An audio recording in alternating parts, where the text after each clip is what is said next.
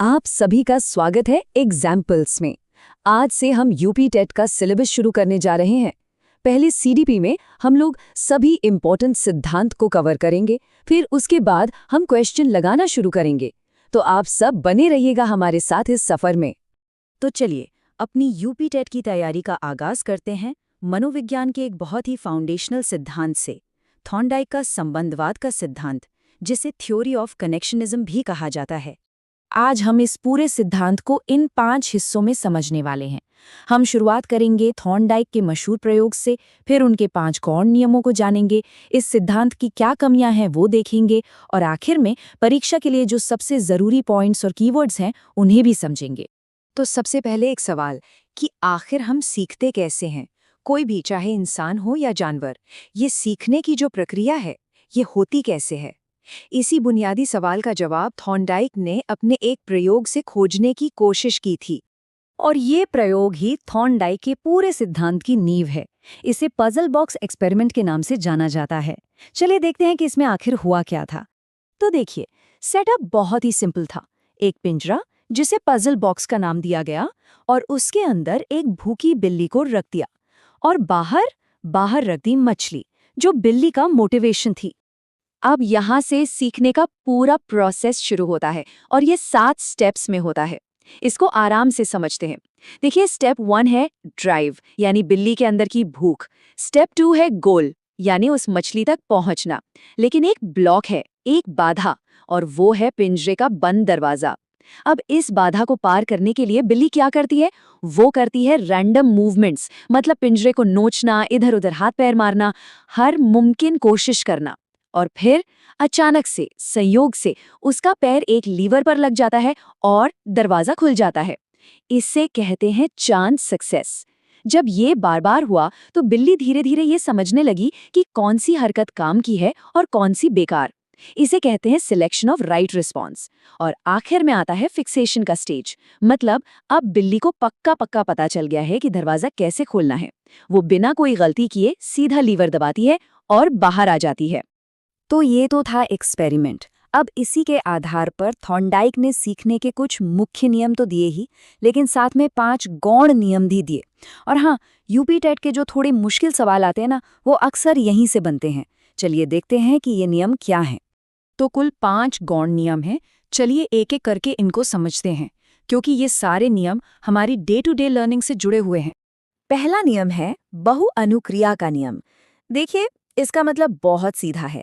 जब भी हम कोई नई चीज सीखने की कोशिश करते हैं तो शुरू में हम कई अलग अलग तरीके आजमाते हैं, बहुत सारी गलतियां करते हैं, और ये तब तक करते हैं जब तक सही तरीका हाथ नहीं लग जाता।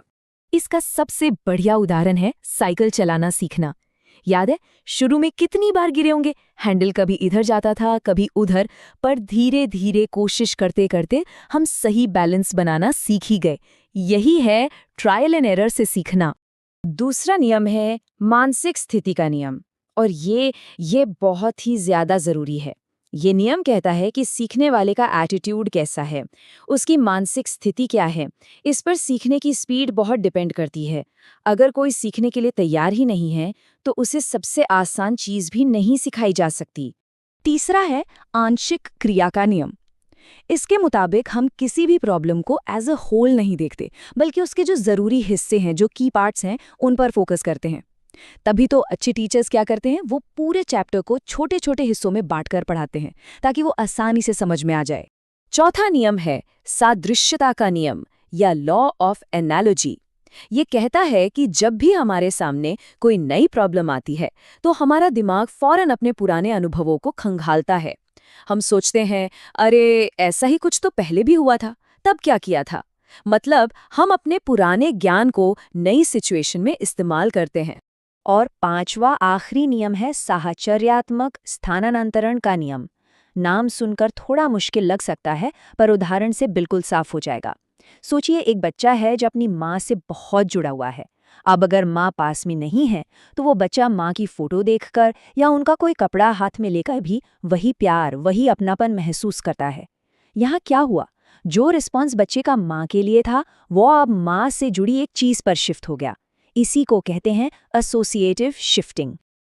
अच्छा, दुनिया में कोई भी थ्योरी परफेक्ट नहीं होती है ना, तो थॉर्नडाइक के सिद्धांत की भी कुछ कमियां बताई गई हैं और परीक्षा के लिहाज से इनको जानना भी हमारे लिए जरूरी है। तो आलोचक कहते हैं कि ये थियरी रट्टा मारने पर मतलब मैकेनिकल लर्निंग पर ज्यादा जोर देती है। इसमें इंसाइट या सूझ को यानी अचानक से किसी प्रॉब्लम का सल्यूशन मिल जाने को ज्यादा इंपॉर्टेंस नहीं दी गई है।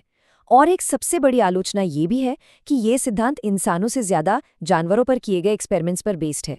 चलिए अब सीधे उन फैक्ट्स पर आते हैं जो यूपीटेट परीक्षा के लिए मस्ट रिमेंबर हैं। यहाँ से सीधे सीधे सवाल बनते हैं।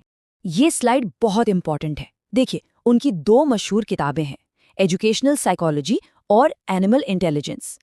दूसरा, उन्होंने एसआर बॉन्ड का कॉन्सेप्ट दिया। यहाँ एस का मतलब है स्टिमुलस यानी उद्दीपक, जो आपको कोई काम करने के लिए उकसाए, जैसे बिल्ली के लिए मछली। और आर का मतलब है रिस्पॉन्स यानी वो काम जो किया गया, जैसे बिल्ली का लिवर दबाना। और इन दोनों के बीच के कनेक्शन को ही एसआर बॉन्ड कहते हैं। थॉर्नडाइक को शिक्षा मनोविज्ञान का जनक यानी फादर ऑफ एजुकेशनल साइकोलॉजी भी कहा जाता है। और एक और बात, उन्होंने इंटेलिजेंस की मल्टी फैक्टर थ्योरी यानी बुद्धि का बहुकारक सिद्धांत भी दिया था। अब आखिर में उन कीवर्ड्स को पकड़ते हैं जो परीक्षा में सवाल देखकर ही आपको बता देंगे कि जवाब थॉर्नडाइक ही है। अगर आपको सवाल में कनेक्शनिज्म यानी संबंधवाद, फ्रीक्वेंसी यानी आवृत्ति, क्योंकि थॉर्नडाइक ने अभ्यास पर बहुत जोर दिया, या फिर सिलेक्शन एंड कनेक्शन, बॉन्ड और सुख दुख का नियम जैसे शब्द दिखें, तो मानकर चलिए कि जवाब थॉर्नडाइक ही होगा। ये उनके सिद्धांत के सिग्नल वर्ड्स हैं, इन्हें जरूर याद रखेगा। और ये एक कहावत जो थॉर्नडाइक के पूरे सिद्धांत को एक लाइन में बता देती है, practice makes a man perfect. मतलब अभ्यास ही मनुष्य को कुशल बनाता है। बार बार सही अनुक्रिया को दोहराने से ही हम सीखते हैं। तो आज की इस चर्चा को हम इसी एक सवाल के साथ खत्म करते हैं। इस सिद्धांत के हिसाब से सीखने के लिए हमारी इंटेलिजेंस से ज़्यादा ज़रूरी क्या हमारी मेहनत और हमारा अभ्यास है? इस पर सोचिएगा ज़रूर।